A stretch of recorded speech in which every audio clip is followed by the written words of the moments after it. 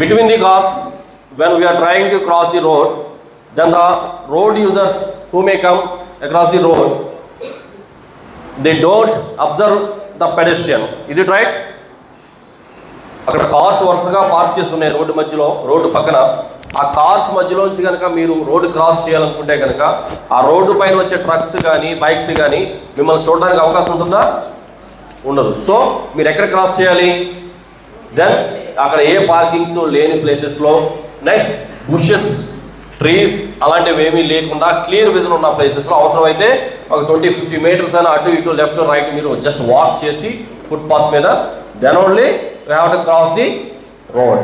That is the point. Next లో ఆ బస్సుని మీరు దిగి రోడ్ క్రాస్ చేయడం, ఇంటి దగ్గర కావచ్చు, స్కూల్ దగ్గరికి వచ్చిన తర్వాత కావచ్చు, ఇది జరుగుతూ ఉంటుంది. అలాగే నెక్స్ట్ రోడ్స్ మీద ఎప్పుడూ కూడా any road, highway, state highway, అది R&B, రూరల్ ఏరియాస్, మీ ఇంటి దగ్గర వీధైనా సరే రోడ్ మీద నెవర్ ప్లాన్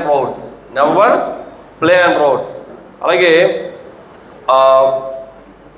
మీకు ఏజ్ సర్టెన్ ఏజ్ వచ్చే వరకు కూడా, అంటే 18 ఇయర్స్ కంప్లీట్ అయ్యే వరకు కూడా లైసెన్స్ తీసుకోకుండా ఎవరు కూడా 2 వీలర్ కానీ ఏది కూడా రైడ్ చేయొద్దు. అలాగే మీ పేరెంట్స్కి చెప్పాలి, మీ ఫాదర్ ఎవరైతే బైక్ యూజ్ చేస్తారో వాళ్ళని must and should wear helmet. చెప్తారు అందరూ. ఒక రోడ్డు ప్రమాదం జరిగితే కనుక, ఒక రోడ్ యాక్సిడెంట్ జరిగితే కనుక ఫస్ట్ ఆ వెహికల్ నుంచి రోడ్డు మీద పడిపోయినప్పుడు ఫస్ట్ హిట్ అయ్యేది హెడ్. మన హెడ్లో ఏముంటుంది? బ్రెయిన్. మన హ్యాండ్ కానీ లెగ్ కానీ ఏదైనా ఫ్రాక్చర్ అయితే నో ప్రాబ్లం, రీజనరేట్ అయిపోతుంది. ఒక్కసారికి హెడ్ హిట్ అయ్యి లోపల ఇంటర్నల్ ఇంజురీ ఏదైనా జరిగితే, బ్రెయిన్లో ఏదైనా క్లాట్ వస్తే కనుక ఈవెన్ సమ్ టైమ్స్ బ్లడ్ బయటకు రాకపోయినా సరే లోపల ఇంటర్నల్ బ్లీడింగ్ అయ్యి 1 డేలో కానీ 1 మంత్లో కానీ 1 ఇయర్లో కూడా చనిపోయిన వాళ్ళు ఉంటారు. చాలామంది రోడ్స్ మీద స్పాట్లో చనిపోతున్నారు because of not wearing helmet.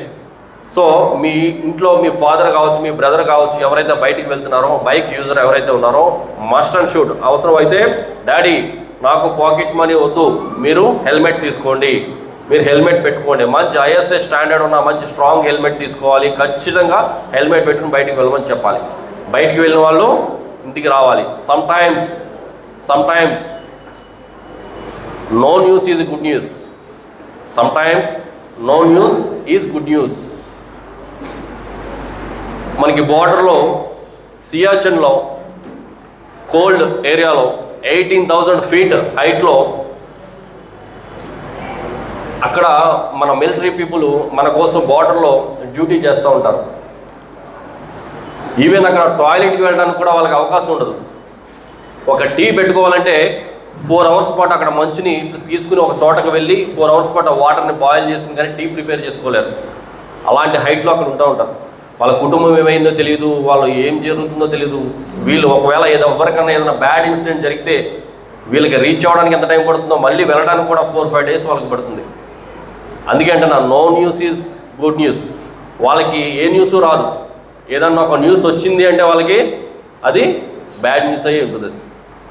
అలాగే మీరు స్కూల్కి వెళ్ళినప్పుడు ఇంటికి సేఫ్గా వెళ్ళాలి. మీ స్కూల్ నుంచి ఏ ఫోన్ వెళ్ళకూడదు. ఏదైనా ఫోన్ వెళ్ళిందంటే ఇంటి వాళ్ళు ఏమనుకుంటారు, అమ్మో ఏమైంది మా బాబుకి కంగారు పడతారా లేదా?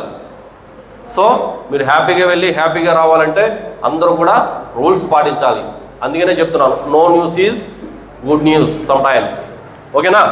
Thank you madam, principal madam and vice principal madam and staff అందరికీ కూడా థ్యాంక్ యూ వెరీ మచ్.